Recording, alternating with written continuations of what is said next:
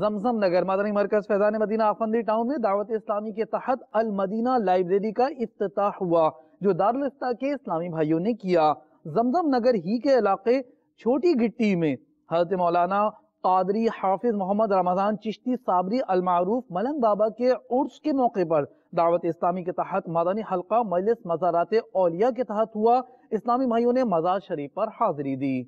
الحمدللہ عز و جل باب الاسلام زمزم نگر حیدرآباد میں دعوت اسلامی کے تحت المدینہ لائبریری کا قیام عمل میں لایا جا رہا ہے۔ اس لائبریری سے ہمارے وہ طلباء جو مطالعے کا شوق رکھتے ہیں اس سے استفادہ حاصل کریں گے، اور عوام میں بھی جو کہ علم دین کا شوق رکھتے ہیں ان کو یہاں پر نایاب کتابیں مطالعے کے لیے دستیاب ہوں گی۔